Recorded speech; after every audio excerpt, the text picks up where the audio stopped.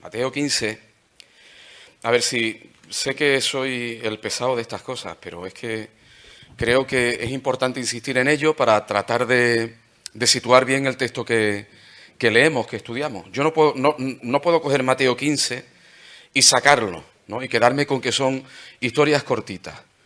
Venimos del hijo de David que nace, en su genealogía, es el rey prometido, que está anunciando el evangelio del arrepentimiento, el evangelio del reino, que se ha dedicado a explicar en un monte, pues a semejanza de Moisés, los mandamientos, las leyes del Señor, y que se ha dedicado a explicar cómo vivir, la instrucción, los estatutos, la guía, la dirección del Señor, y que ha estado tratando de explicar lo que es el reino de los cielos que se ha acercado a nosotros a través de muchas parábolas. La perla de gran valor, el campo, la parábola del sembrador, de muchas maneras tratando de explicarlo, ¿vale?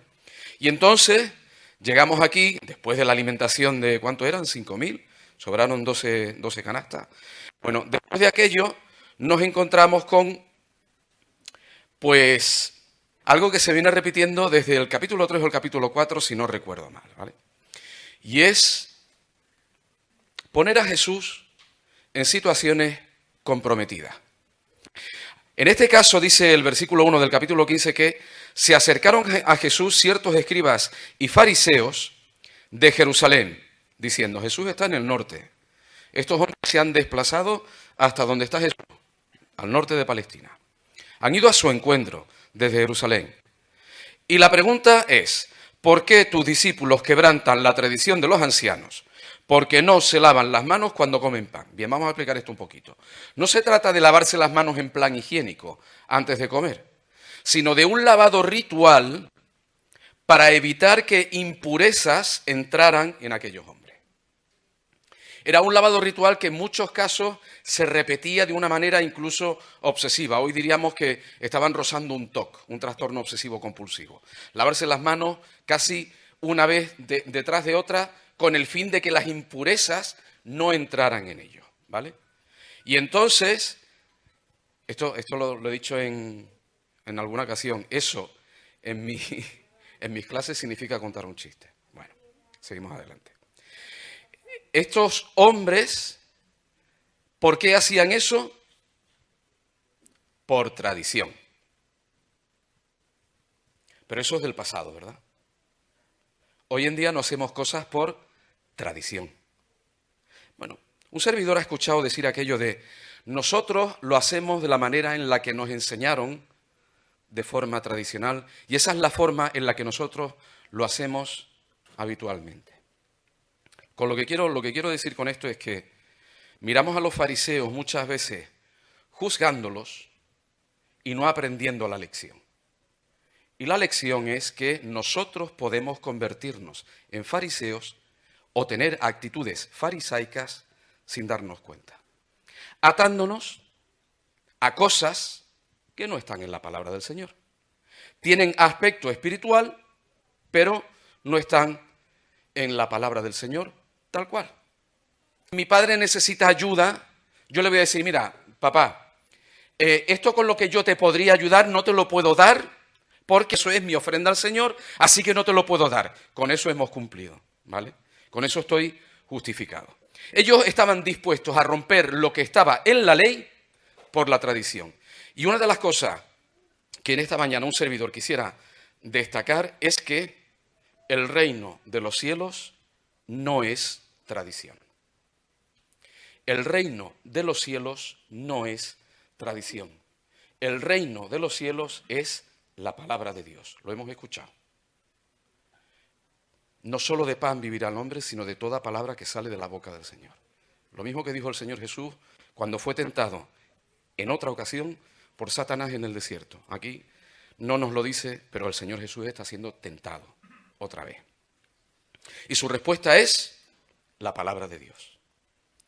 Poner en su lugar la palabra de Dios y olvidarnos de lo que es tradicional, de lo que son costumbres de hombres y tradiciones de hombres. ¿Por qué? Dice el versículo 7, hipócritas, bien profetizó de vosotros Isaías cuando dijo, Este pueblo de labios me honra, pero su corazón está lejos de mí. Lo hemos escuchado también en Daniel. El reino de los cielos no es tradición, es la palabra de Dios en el corazón del hombre. El reino de los cielos no es liturgia, no es lo que hacemos, no es el orden en que hacemos las cosas, ni ninguna otra cosa que a nosotros se nos pueda ocurrir. El reino de Dios es la palabra de Dios en nuestros corazones transformando. En cierta ocasión, y lo conté en alguna vez también,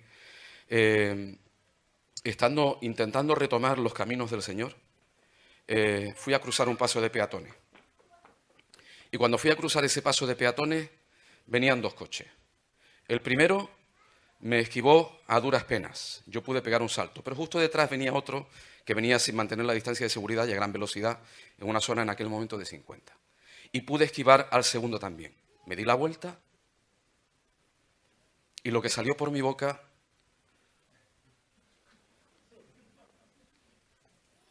y entonces me paré a pensar, esto es lo que hay en mi corazón. Esto es lo que hay en mi corazón. Y gracias al Señor no pasó nada, pero gracias al Señor también me di cuenta de muchas cosas. Y es de la necesidad exasperante, urgente, inmediata, de que mi corazón sea llenado con la palabra del Señor, no con apariencia, sino desde el fondo, para afuera, transformando mi propia vida. El reino de los cielos, el reino de Dios es vidas transformadas, vidas cambiadas, vidas que están en proceso de cambio. El Señor Jesús lo sigue explicando porque, bueno, los discípulos parece como que no habían entendido qué era lo que pasaba. Y el Señor Jesús es claro, quiero decir, nosotros podríamos decir que es un poco hasta bruto, ¿no? En fin, lo dice como es. O sea, vamos a ver. ¿Ustedes no se dan cuenta de que no es lo que entra, que lo que entra por la boca, eso acaba en la letrina, da igual lo que coma, eso va a seguir su curso digestivo y va a acabar donde tiene que acabar? No es lo que entra, sino lo que sale, lo que contamina al hombre. Luego, el corazón es lo que necesita ser transformado para dejar de contaminar al hombre. En primer lugar, todo reino necesita un territorio. Tenemos un rey, al Señor Jesús. ¿Cuál es el territorio en donde Él va a implantar su reino? En tu corazón. Y si tu corazón no está entregado al Señor Jesús para que Él implante su reino en ti, no hay territorio. El territorio que hay que conquistar y que hay que ganar son nuestras vidas. Somos nosotros mismos, nuestro ser, nuestros pensamientos, nuestras actitudes, nuestros deseos, nuestros anhelos. Todo, absolutamente todo, como hizo Daniel, todo el corazón en disposición.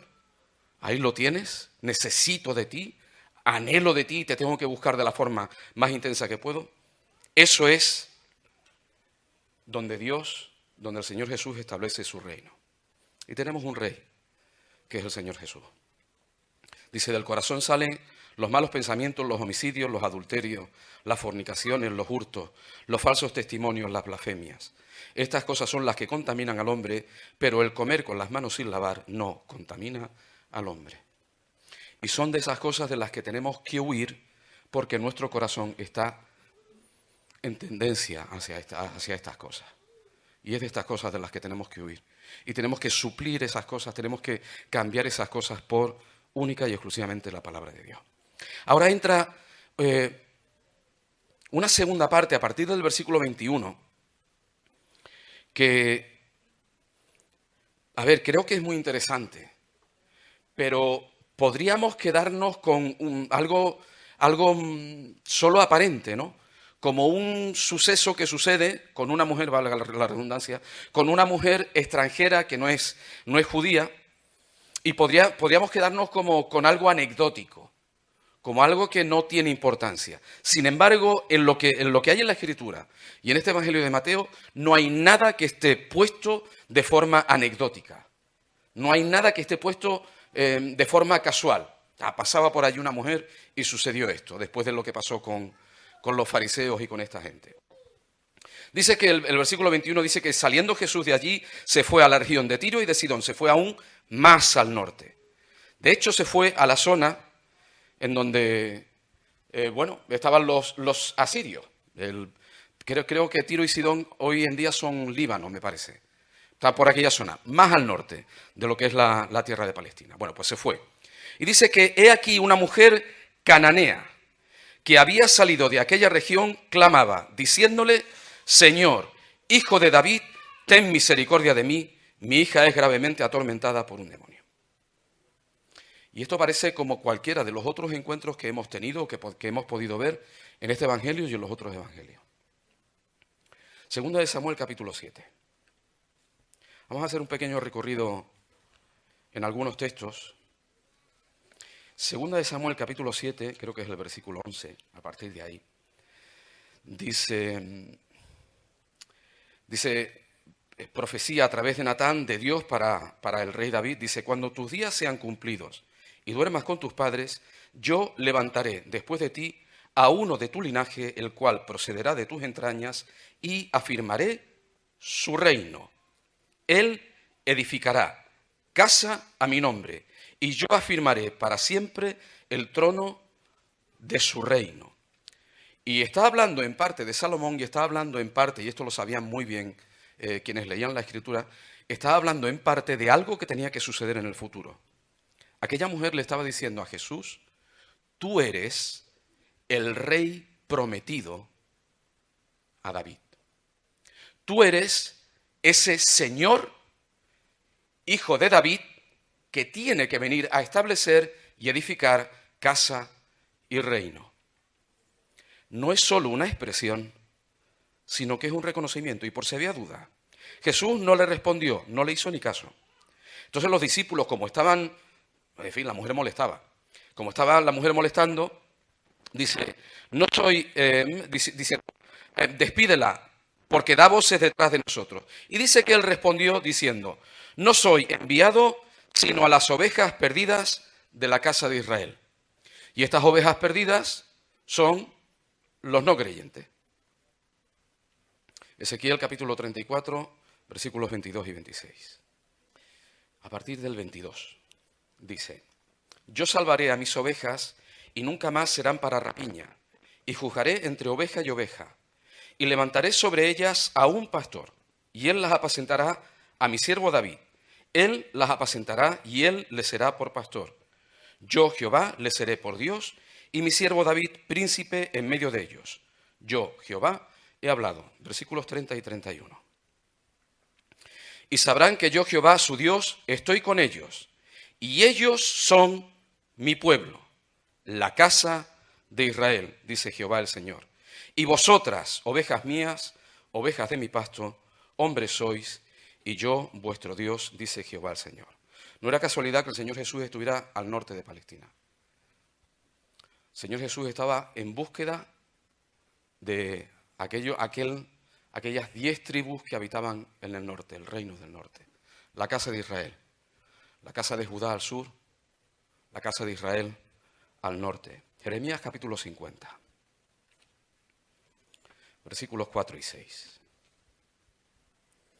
4 al 6, dice, en aquellos días y en aquel tiempo, dice Jehová, vendrán los hijos de Israel, ellos y los hijos de Judá juntamente, e irán andando y llorando y buscarán a Jehová su Dios. Preguntarán por el camino de Sión, hacia donde volverán sus rostros, diciendo, venid y juntémonos a Jehová con pacto eterno que jamás se ponga en olvido. Ovejas perdidas fueron mi pueblo, sus pastores las hicieron errar por los montes, las descarriaron, anduvieron de monte en collado y se olvidaron de sus rediles. Lo que el Señor Jesús está diciendo es que Él tiene que ir a buscar a la casa, a las ovejas perdidas de la casa de Israel. Está cumpliendo lo profetizado en el Antiguo Testamento, está haciendo lo profetizado en el Antiguo Testamento, pero está diciendo que Él no viene a atender a nadie que no sea de la casa de Israel. ¿Está diciendo acaso que Él no viene a atender a personas que no son de etnia israelí, por decirlo así, que no son de etnia judía y de las tribus del norte? Mateo capítulo 10, versículos 5 y 7. Y esta es la razón por la que no podemos olvidar el contexto de los capítulos. Dice, cuando envía a esos 12, ¿no? Los envía en misión, dice, a estos 12 envió Jesús y les dio instrucciones, diciendo, por camino de gentiles no vayáis, y en ciudad de samaritanos no entréis, sino id antes a las ovejas perdidas de la casa de Israel. Y dice, id antes. Y Mateo 24, aunque sea adelantarnos un poquillo, el versículo 14, Mateo 24, versículo 14 dice: y será predicado este evangelio del reino en todo el mundo, para testimonio a todas las naciones, y entonces vendrá el fin. ¿Qué es lo que le está diciendo el Señor Jesús a aquella mujer? Todavía no es el momento. No le está diciendo que no, le está diciendo todavía no es el momento. Pero la actitud de aquella mujer acaba por quebrar lo que Jesús estaba planteando. Y convencidísimos de que lo que hace el Señor aquí es demostrarnos qué es lo que Él está buscando, qué es lo que Él quiere a través del ejemplo de esta mujer. Dice que ella vino, después de que el Señor le dice que Él tiene que ir a las ovejas perdidas, versículo 25, dice, ella vino y se postró ante Él, diciendo, Señor, socórreme. Dice el 26, respondiendo Él, dijo, no está bien tomar el pan de los hijos y echarlo a los perrillos. Todavía no, estoy atendiendo a los hijos. Y ella por tercera vez dice, sí, Señor. Y no entró en discusión con él acerca de lo que él estaba haciendo ni de cómo lo estaba haciendo, sino que somete su voluntad al Señor, Hijo de David, Rey, quien viene a establecer el reino de forma definitiva, pacto eterno, reino que no será removido nunca jamás. El reino de los cielos, podríamos decir, por lo que estamos viendo, estaba en el corazón de aquella mujer. Jesús era el rey de su corazón y de su voluntad. Y estaba dispuesta a aceptar, por poco que fuera, la voluntad del Señor, por poco que fuera, si venía de la mano del Señor. Jesús en el 28 que Jesús dijo, oh mujer, grande es tu fe. Es que ella había puesto mucho empeño. ¿Es porque ella había insistido? No. Dice, hágase contigo como tú quieres. Y su hija fue sanada desde aquella hora. No había, en los encuentros que Jesús había tenido con fariseos, escribas, saduceos, doctos en la ley, en la tradición y en la forma de hacer las cosas, no había encontrado un corazón como el de aquella mujer. No había encontrado un corazón como el de aquella mujer. El reino de los cielos se implanta y se establece en nuestros corazones.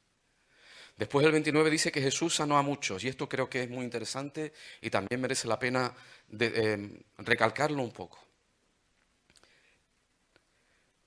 Dice que, estando junto al mar, el mar de Galilea, se sentó allí en un monte, que se le acercó mucha gente, muchas multitudes, mucha gente muy variada. Cojos, ciegos, mudos, mancos y otros muchos enfermos. Los que se acercaban a Jesús, todos tenían una necesidad. Y todos reconocían que tenían una necesidad. Jesús no vino a sanar o a tratar a sanos, sino a enfermos. Y todos se acercaban porque tenían una dolencia. Nadie se acercó a Jesús tratándole de igual a igual. Mira, vengo porque yo soy bueno. Y yo puedo hacer lo que tú quieres que yo haga. Estoy aquí a tu nivel. Todos, absolutamente todos, necesitaban a Jesús. A mí hay un pasaje que me hace mucha gracia. Creo que de alguna forma Dios muestra ahí su sentido del humor. Es el pasaje de Pablo en 1 de Corintios. ¿A quién escogió Dios para anunciar su reino? A lo débil, a lo vil, a lo despreciado de este mundo. Cuando escucho decir, no, ese es un varón de Dios, tú no sabes lo que le estás diciendo. Estás diciendo que es muy vil, muy despreciado. Pero es la realidad. Es la realidad. Es lo que somos. Es lo que somos. Bueno, pues es en estos corazones en donde Dios, el Señor Jesús, quiere reinar. En corazones que le necesitan. En corazones que quieren ponerle en el centro, en el trono. No vamos a entrar en el tema de la alimentación de los 4.000. ¿Cómo vamos de tiempo? ¿Cuánto?